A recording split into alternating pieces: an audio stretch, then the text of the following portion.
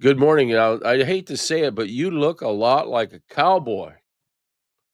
Is that true? Well, I'm actually coming to you from a cabin up on the mountains on the Oregon-California border, and yeah, I Shocking. live here with 200 wild horses. 200 wild horses. Well, I had a horse that was from Oregon.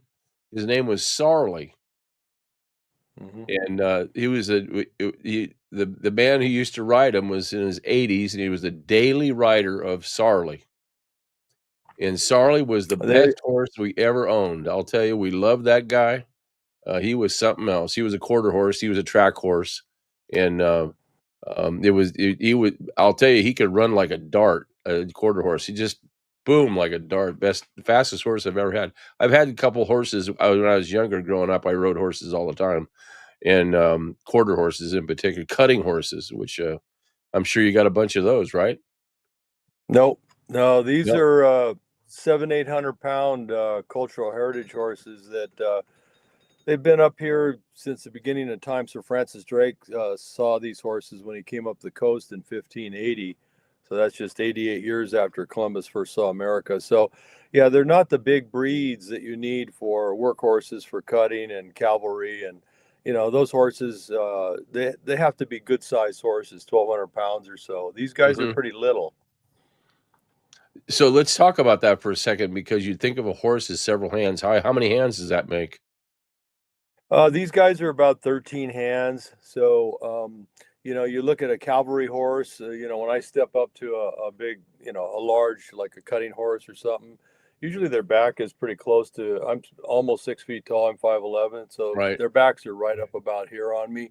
These guys, their backs are down around here, so, um, but, the thing is they didn't need to be big. They weren't bred. You look at horses in throughout civilization. We've been breeding horses for 6,500 years for things that we needed. Agricultural horses, cavalry, knights. Sure. A mounted conquistador with all of his equipment, saddle, and everything weighs 350 pounds.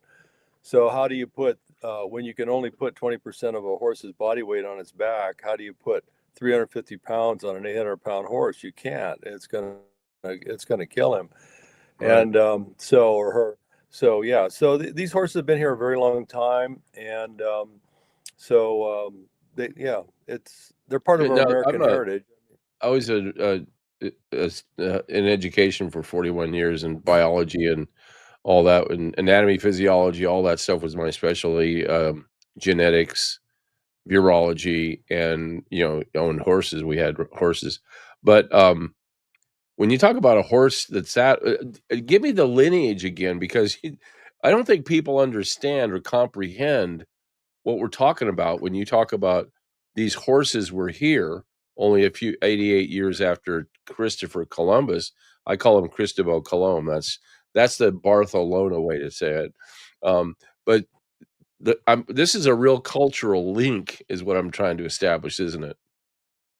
Yeah, the horses in North America, the earliest fossils of several genuses originally 55 million years ago, and then the most successful line was Equus caballus or E caballus, the modern horse that we see today. And the fossil record shows that they've been around North America for 2 million years.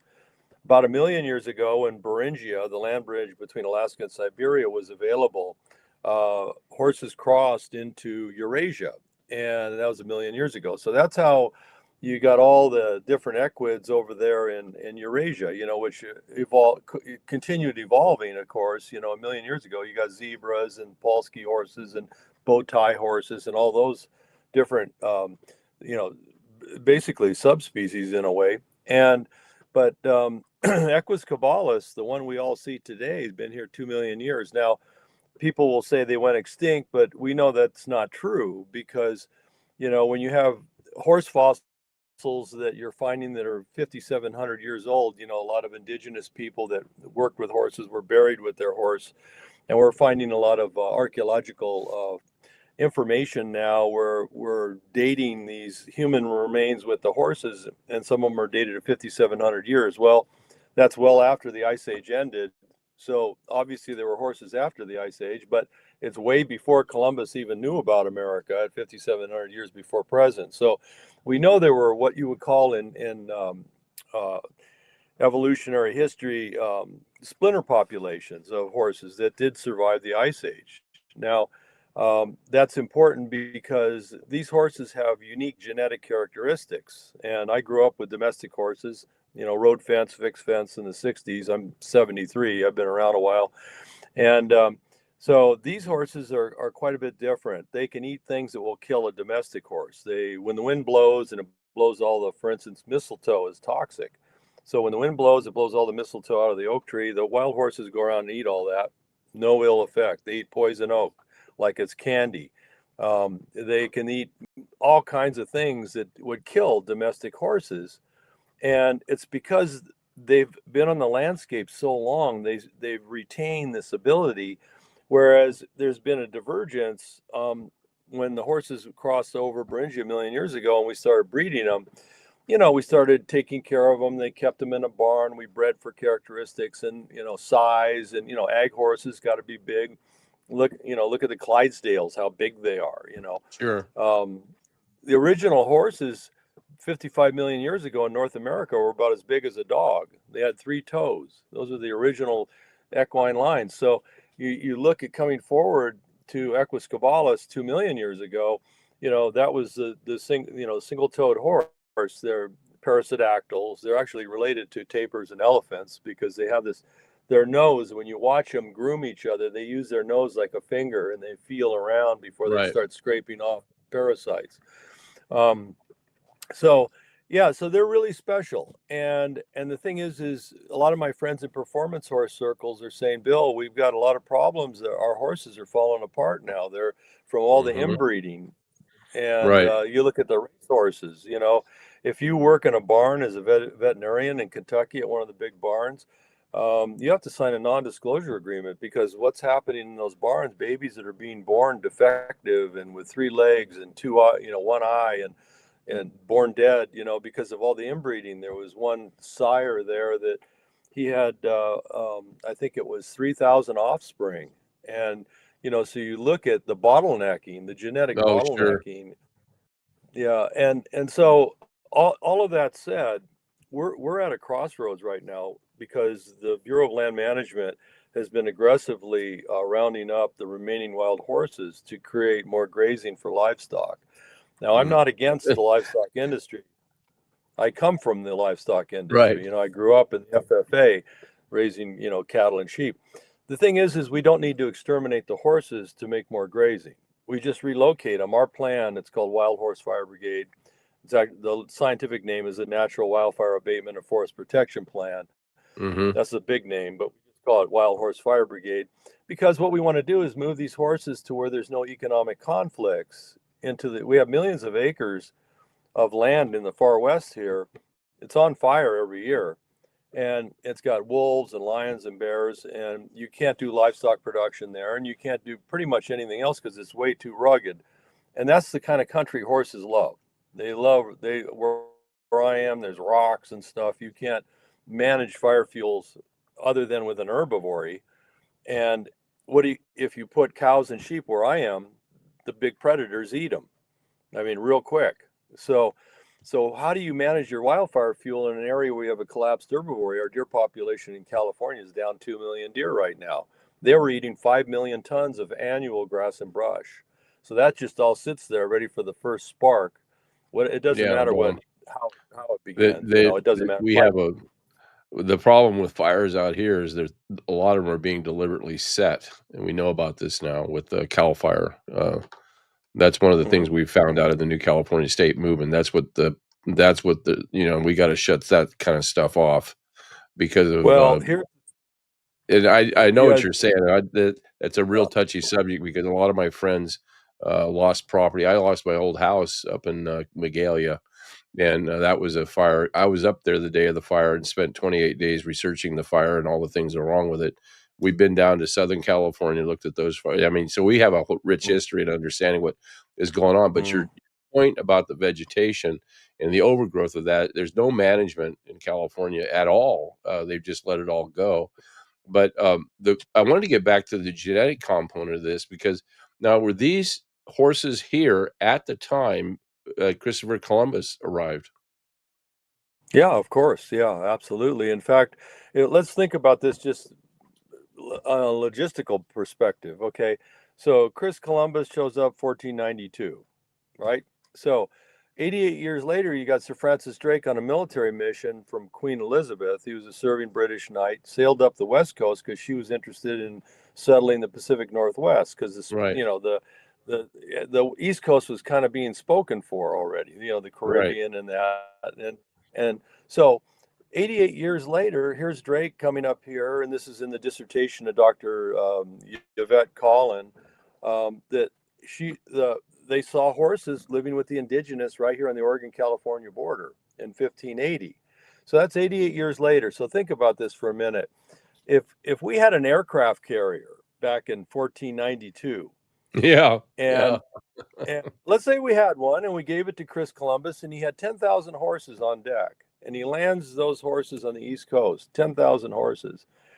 Do you think there's any chance that those horses could actually cross the entire United no, States, all no. those mountains, all those rivers, and 50 million indigenous people to be seen out here by Drake? No, it's impossible. And the reality is Chris Columbus and all the other guys coming across the Atlantic with horses hung their horses in slings for the voyage, like the sailors slept in a sling. And the reason you're in a sling is so the boat moves around you. It's like a pendulum. Right. You can't have horses being slammed back and forth on a deck, And they would below be. deck. So they hung them in slings. So half of them died on the voyage from cardiopulmonary compression. So they would feed those horses to the sailors, and other horses got pushed overboard. So they landed with about half of the horses, and those were precious commodities. Plus, they were habituated to human interaction. They needed us Mhm. because they were domestic horses. They didn't just run off and become free. So and breed. So that's a myth. That is a myth propagated by the Bureau of Land Management. Now let me They'll still tell hold you you, up here. Let me hold you up here for a second, because the and I, believe in the myth, and I absolutely believe what you're saying. I've just never heard that before. And, Mhm. being a kind of a horse person, not, all my life, but in early life and later in life, had horses and things like that, and, but followed the history of horses, but I never knew that these were indigenous horses. That when Yeah, absolutely. Yeah, absolutely. The fossil record doesn't lie. I mean, we're digging up bones Right. of these horses that are 5,000 years old, It and makes okay, now, sense. It makes sense with you would have the fossil records too. I mean, I've heard about the fossil records, but what this means is that you have a real rare genetic gene pool here. yeah, That some of those, yeah, and yeah, again, some of what you're those, talking about was consanguinity with the horses that the current stock of horses, primarily because of breeding purposes and things like that, horse racing or whatever you want to call it, the breeding has been detrimental to the horses that are currently here. There's no question about that. What type of process are you going to bring about to improve hybrid vigor with the horses that are here, if that's what people choose to do? Are you going to introduce some genetic component from your herd? well, that's a really good question, Paul. And the old cowboys in the 30s, what they did to perfect a lot of the breeds is they would take their mares and put them out on the open range and let the wild studs breed them, or they would Right. bring a stud in and let the stud breed to put that vigor back in. Because these wild horses, the people that know them, know that they have a tremendous endurance. They're resistant to Sure. disease. They can eat anything. They Absolutely. got feet. Their feet are like stone. They don't have hoof problems. All these horses are barefoot up here on these rocks, and you look at them and you go, wow, and they can run across these rocks. I had a horse trainer up here the other day that seen a couple of the bachelors arguing and fighting, and then they took off running and across these lava rocks. We've got these lava rocks all over up Sure. here. And she saw that and she goes, "Oh my goodness! If one of my horses did that, they'd have a broken leg in 50 yards." I Right. mean, Right. Right. the power. So yeah. So at some point, one of the things we want to do, I mean, the key is to address the wildfires because by relocating these horses, we have all in the ones in government storage for $150 million a year tax dollars, and the remaining 45, 50,000 left on the open range across the whole US. So there's herd areas where there's only like 20 horses because the BLM has reduced the populations below sustainable genetic. They're bottlenecked, basically under BLM management in many herd management areas created by President Nixon. So not only do we want to try to preserve some of this genetic vigor so that the performance people are saying, man, we got to breed back. We got to do what the old Right. cowboys did in the 30s to bring in, because the modern horses are just falling apart. But because we can't control human behavior or lightning or anything else, the only thing we can control with wildfires is the fuel. We can control that, but we've tried to how many millennia have we tried to control human behavior and failed, right? So Well, we're you always going to can't, have and arson. Yeah, you can't. So, but the yeah, fuel we can deal with, and by creating our plan, putting these horses out there, just like right here. I was on the fire line during the Klamath on fire 9 days, and I watched where the horses grazed. How when the fire got to those big fire stop. breaks, the intensity lowered, and that's where we stopped the fire. It was a no-brainer. And the wild horses aren't afraid of fire. I got pictures of them grazing right in front of the fire line. They're just Yeah, calmly grazing because yeah. they've seen volcanoes erupting. I mean, they've been here 2 million years. They've seen lava flows. Their ancestors have seen everything. So um, I think there's a lot of value here that we're overlooking. And not only that, if we move the horses out of the grazing areas today, just relocate them. Don't torture them the way the BLM does. They round them up, they brand them, separate family members. They're screaming for each other, and then they sterilize them all, and then they put a lot of them into government holding, and we all pay 150 million a year to feed them the cheap grass hay they feed them. So if we could take I'm all not, that money, and put it I back in want the to I want to go back for a second about the argument about grazing and BLM because it's almost oxymoronic that they're trying to control the population of these horses, yet they're saying that they want to preserve the grazing rights of everybody, yet they're taking away the grazing rights and introducing even the gray wolf to destroy the herds that we're seeing. Like down here, we've been working with these ranchers in Siskiyou and all the way down to Alpine County, Tuolumne County, Calaveras County, Mhm. Plumas County, Lassen County. I was in Lassen just about a month ago, and there was a rancher there at our town hall meeting, and we've been working with the Trump administration on some of these things, and it's just devastating to see what these gray wolves are doing, and they are. I don't believe the gray wolves have been indigenous to this area ever, have they? Or at least many hundreds of years, thousands of years, maybe. Well, that's a really interesting paradigm that's happening with the reintroduction of Canis lupus. The Mexican wolf was much smaller, that was here up Yeah, in these things California are at one not point. small dogs, or they are No, they're not. monsters.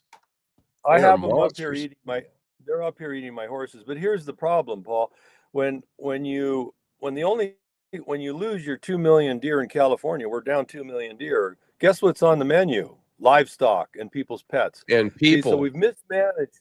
We've mismanaged our deer herd, and now the normal prey for lions and bears and wolves and so forth. There's nothing else on the menu. And now the BLM is rounding up the last natural prey animal for these big predators, which is the wild horse. That they say that they have no natural predators. The BLM writes that they have no natural predators. They've been here 2 million years. They co-evolve with every apex predator. And all the new science that's come out in the last 5 years shows that, for instance, in the on the Great Basin, they've done a lot of studies in the Great Basin with lions eating horses. Horses are 57% of a lion's diet in the Great Basin. So, and these are scientifically peer reviewed studies that the BLM just totally ignores. And even David yeah, Phillips, the they New have York another Times agenda correspondent. at play. They clearly have another agenda, and I want to get back to the notion of the apex predator because I lived in Plumas County for about 11 years, about 7,000 feet, and the California Department of Fish and Game, I call it that, I don't call it wildlife. Um, they started introducing uh, mountain lions that were taken from other counties because they were eating other animals. See, Hmm. I can speak to your deer herd situation because I can remember at the time before they started introducing all these lions into Plumas County, we had herds of deer. And in fact, if you drove from Lake Almanor East Shore to Quincy through Greenville, you could look out on the field out there and you'd see, several dozen deer. It wasn't a big herd, but I've been told before all the lions showed up, that there were hundreds of deer that would be out there. And every year, it's down to nothing. Of course, with the fires, that's the other problem. But we saw these lions. I was living in Blairsden, and we had problems with mountain lions that come right up to the back of your door. And one morning, my dog was growling, and I couldn't figure out what it was. I turn around and look, and there's a mountain lion staring at me through the Hmm. glass window. But when they Yeah. overrun, they do decimate the population of natural deer that should be taken care of, eating all the brush and stuff like that. Well, when you actually dig into the data, Paul, a lion will kill one deer a week. Okay, Right. so an adult lion takes 52 deer a year. When you look into the numbers of where the deer went, okay, the number one cause of a decline is hunting. That's just a fact. We look at deer tags, we look at harvests. That's number one. Number two is vehicular accidents. Okay, Mhm. we're Oh, yeah. losing a lot of animals with vehicles. Number three is poaching, and number four is disease. And I'm going to tell you something that very few people know. I talk to a lot of scientists all the time. I teach wild horse ecology for Cal State up here through a fellowship program on our ranch in the wilderness. Lions, bears, wolves, and coyotes can eat a deer infected with chronic wasting disease, which is a fatal disease in every species that goes into it. It's a prion disease. And they don't get sick and they don't transmit the disease. Now, in all of the areas, and this is CDC data, in all the areas where ranchers are grazing, 40 in about 29 states where there's a lot of grazing, where the USDA has systematically and with great prejudice removed predators so they can Mm. have a good livestock production experience. I mean, you can't make money if predators eat your calves and your lambs. I know all about that. I rode around on horseback with a lever action 30-30 shooting these guys so that we can make the mortgage payment. So I grew up in these mountains. I know all about it.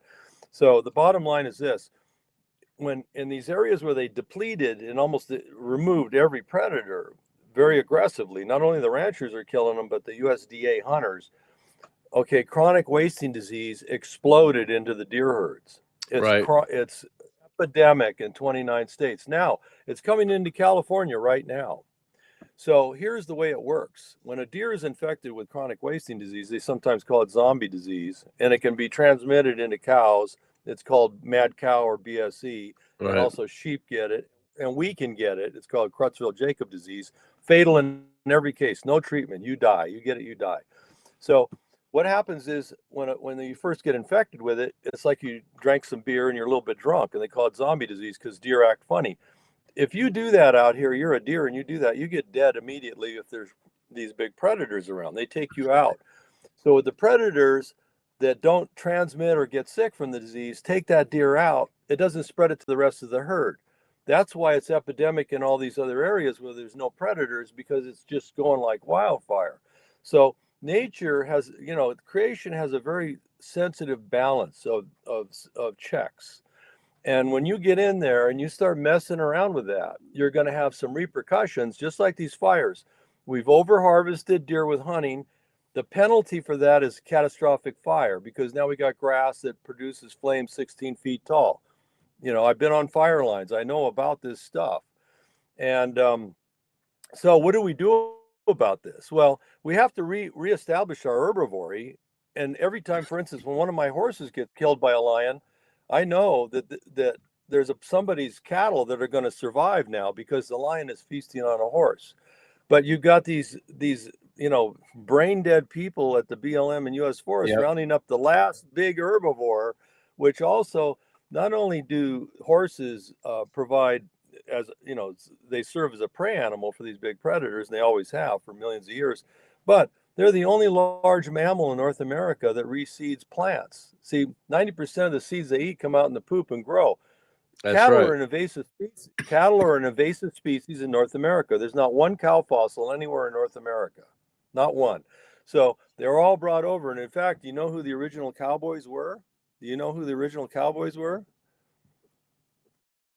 Uh, who? Africans.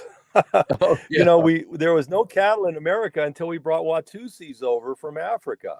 So it's really funny. The Texans go, those Watusis got those big horns, right? So the Texans go, well, let's call them Texas Longhorns. They're Watusis.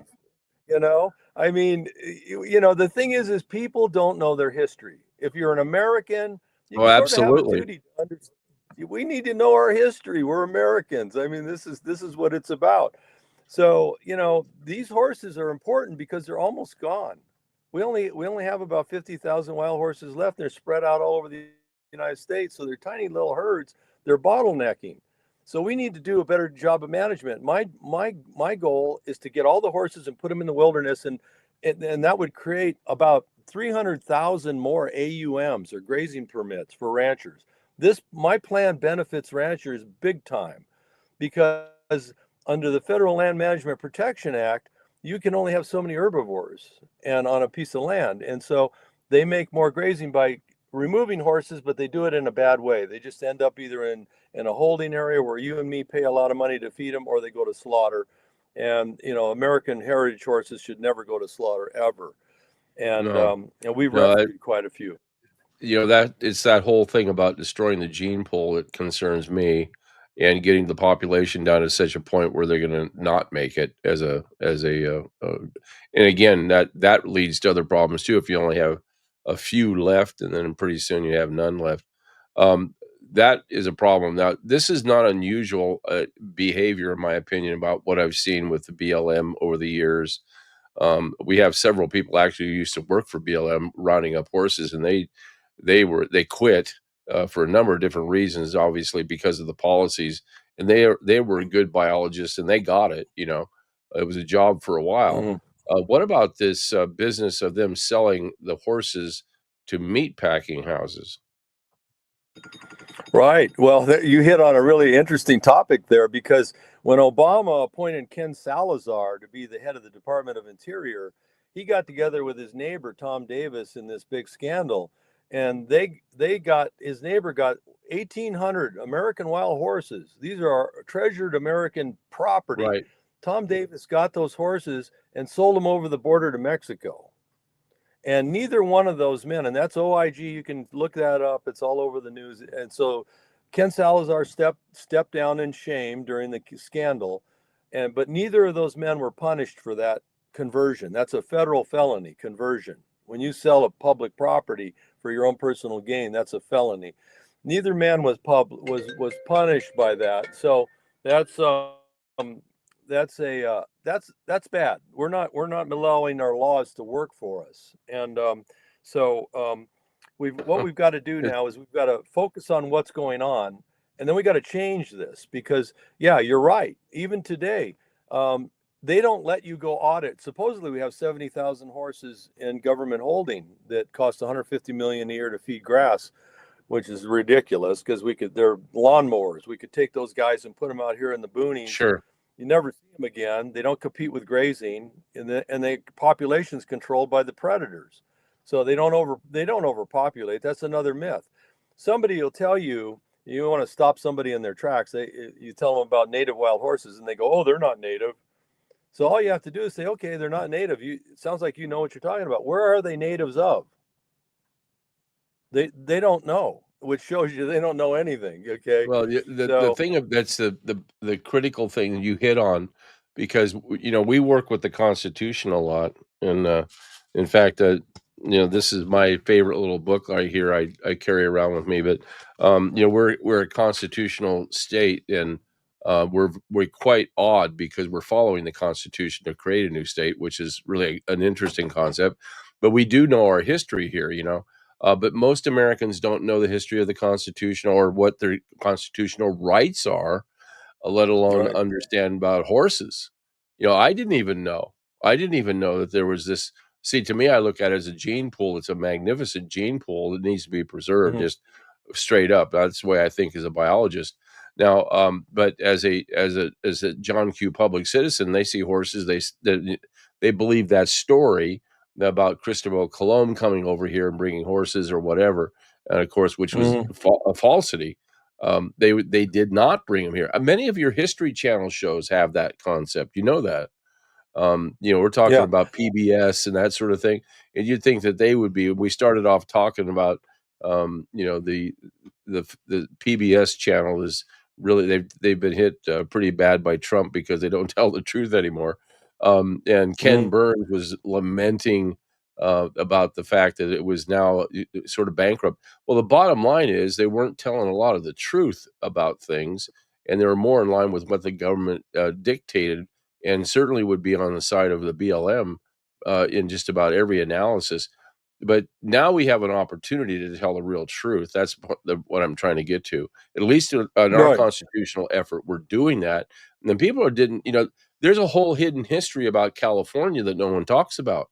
And we brought that to light from the get go, and which has now changed the whole paradigm about what happened with the Mexican American War and why we are in Mhm. existence as California. And it's not what everybody's saying that we stole it. It isn't that at all. It was California declared its independence from Mexico in 1836.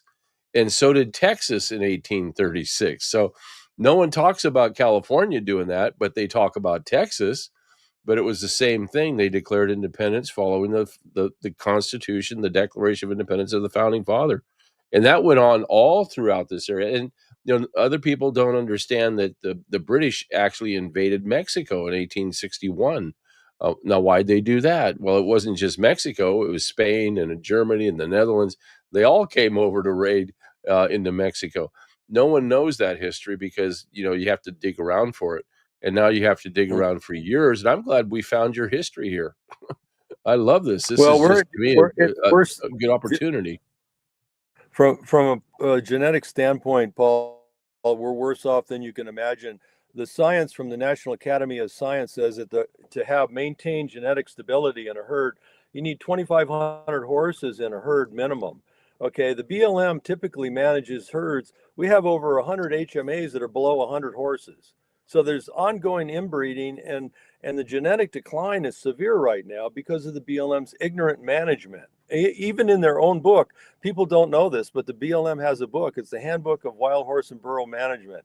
It's published online. You can go look at it. On page 28, Gus Cawthorn says that you need to have 150 to 200 adult horses in a herd, a small herd, to maintain genetic diversity or heterozygosity at a rate where you only lose 1% per year. Because when the USDA went to Gus Cawthorn at Texas A&M, he's a geneticist, they said, "What's the smallest herd we could have?" Because they wanted to have mostly livestock grazing. So the pre-designed outcome of the study was, what's the smallest number we could have? So he even put in a note there. But IUCN, the scientists there say you need to have a herd of 2,500 minimum to maintain evolutionary level genetic uh, vigor in the herd. Now, when you look at the BLM's management, when President Nixon protected them, rightfully so, in 71, he said that you can't round them up, you can't brand them, you can't harass them, and you can't kill them.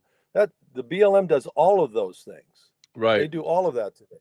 And so you look at what's going on. We've got herds now with herd management areas where they have an appropriate management level of 15 horses.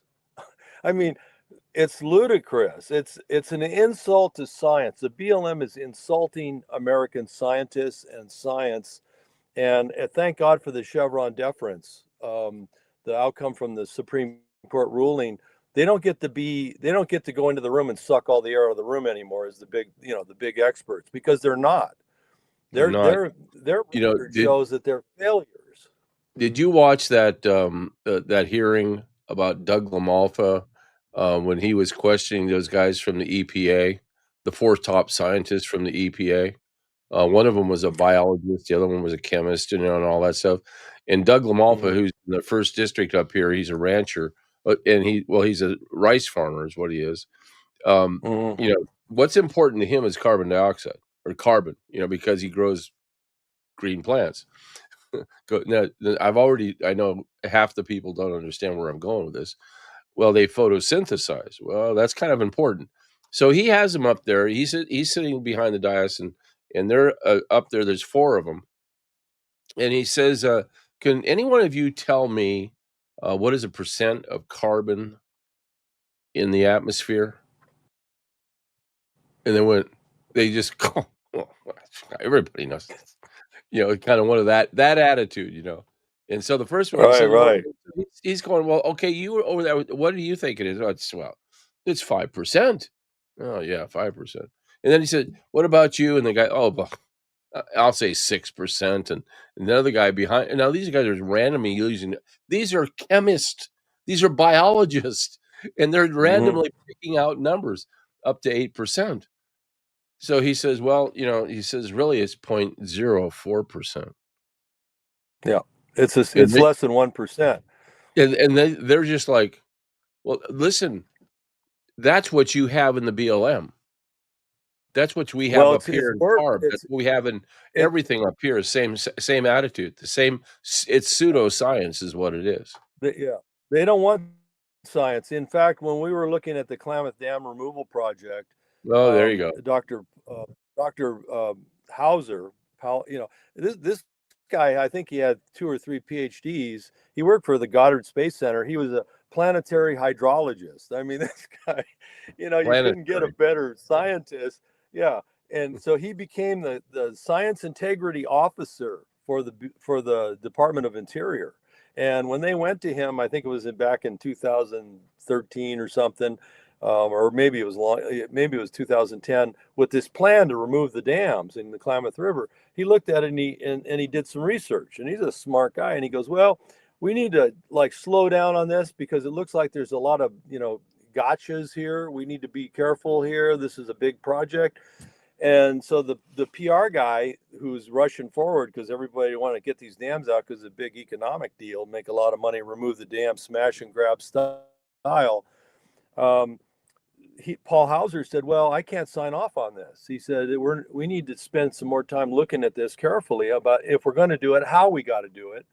And so the guy says, "You're not going to sign this?" And he goes, "No." So he went to Paul's boss and said that he's not on board with our plan. So they called down and they said, "Are you going to sign this or not?" And he goes, "No." He says, "We need to do more work." And they said, "Okay, you're fired." Mhm. He wouldn't go along to get along. I mean, you hire him to watch over America's assets. He's a science integrity guy. They fire him. Well, he won his lawsuit for wrongful termination, of course. But see, that's what's going on in our government. And if American voters keep sitting on their hands, and just like with these horses, they're going to be extinct. We're going to be doing a repeat of the bald eagle thing, where we're already, by the way, we're already under 100,000 horses on the landscape. We're already an endangered species territory for American wild horses. They're there already. We're 100,000, 11-month gestation period. I mean, when there was 100,000 sage grouse that, they have like 20 babies. They have, Right. you know, when they had 100,000, they're endangered. Boom, endangered. Why? Because the hunting industry likes to shoot those guys. Horses are a non-commercial herbivore, so everybody, pretty much just, disregards them as having value. But they're probably the most valuable herbivore we have left in the landscape because how they Well, nurture, they're a keystone herbivore. one of the things you bring about, though, and you talked about is 11-month gestation. And, that puts a problem out there that when you're down to 100,000 in population, 50%, 50,000 could be pregnant at one time, but that's 1 year, and by the time that 1 year rolls around, you could have decimated 20, 25% of that population already. Well, you need to, in order to make up for the loss of elderly horses and predated horses in my herd, right here, 200 horses, I have to have about 20 to 30 babies a year. Right. And because only about 30% of your population will be having babies. Like in the BLM handbook, they say if you have 150 to 200 horses, you're going to have 50 breeding couples. Okay, so you got to have 150 to 200 to have 50 breeding at any given time. So when you're down on the landscape and they're spread out into these tiny little pockets below what's needed for sustainability on a genetic level, you're looking at not only inbreeding, but you're also looking at the decimation of the herd because you're not producing enough babies to make up for what's lost from predation Yeah, of you can't. babies, It's like what the Chinese discovered when they decided not to only have one child. And of course, the parents were yeah. selecting against the females and taking the males. And now they have a population that's well over 50% for males. I think it's like 70% or something stupid. And so Mhm. their population is dropping precipitously. They don't say anything about that, but that's already started for them. And that's we're talking a billion people there, a billion Right. people. Well, And that think of the yeah. dynamic on that. That's the same. It's the same thing that's Right. happening to those Well, horses, which is really I'm going to a tell you big. something. I'm What going to is tell you this? something right now that'll shock you, Paul. UCLA just released a study, 11-year study, came out last year. 5,000 Californians are dying prematurely every year from wildfire smoke. The government is trying to cover this study up. They don't like it because they don't have a solution. But think about that. 5,000 Californians die prematurely every year from wildfire smoke. It's not because they're in the smoke. You can but 300 miles away. And that death rate in California cost us $435 billion. So when you look at the West Coast with wildfires, I had a computer take that and extrapolate it over the other areas because Oregon didn't do a study and Washington yet. It's 80,000 people a year dying prematurely, moms, dads, children, grandma, grandpas, and the economic impact is 1.5 trillion Sure. dollars a year. Well, So no. What we was need the to major? deal with it. What was a major source in this smoke? Heavy metals. No, see, the thing is what's happening, Paul, is we have a new kind of pyrochemistry. So, um, Right. when we look at forest fires 30 years ago, they were 800 to 1,000 degrees. Now they're 1,500 to 2,000 degrees. So what's happening is because of all the grass and brush, because of the loss of our herbivory, we're more fuel, more heat. It goes out into the environment when you're burning it. You're pasteurizing soils 10 inches deep. What's happening is these fires are so hot that the minerals in the soil are sublimating into the superheated gas Right. and forming these new compounds, But brand new toxins. like And thermite. my wife was killed. My wife was killed in the Klamathon fire by toxins Oh, from wildfire smoke. I'm sorry to hear And that. and the thing is the doctors, she went to the best hospital in Portland, Oregon, and they were just scratching their heads and they called Mayo Clinic and CDC flew out and they did every test known to man and spent $1 million trying to save her life. And they finally said, well, it probably was the smoke. Well, she died in 2019, right? Well, then last year, 2024, the 11-year UCLA study came out and said, boom, that's what it was because there's 5,000 other Californians that died that year and the year before and the year after and so forth. So we need to deal with these fires, and the best way to deal with these fires is the herbivory. Yeah. The Well, herbivory listen, works. You can't put William, we got to run for time or right up against it. Tell us how we can get a hold of you because this is fascinating. Want to definitely have you on the show again. I want to talk about those fires and the fatality rates because I'm very well aware of them and what's going on, what's causing them. So that's another issue that we deal with here on Agenda 21 Radio is those wildfires. So tell us how we can get a hold of you. Wild Horse Fire Brigade. If you Google Wild Horse Fire Brigade, 4 words, you can find us real quick on Google. It's WildHorseFireBrigade.org. And yeah, I'd love to have people reach out and talk to us about this because we have a plan that's cash positive right out of the box. You take these horses out of government holding, boom, taxpayers save 150 million. Well, I think we're They gonna start make reducing that fire. happen. I think we can I I think we appreciate can that, make that happen. Listen, but we have to and run I for can. time. Thank you very much for being with us here on Agenda 21 Radio, and really enjoyed this. Thank you. Thank you, Paul. Okay, ladies and gentlemen, we're gonna run for time now, and I wanna thank you very much for being with us.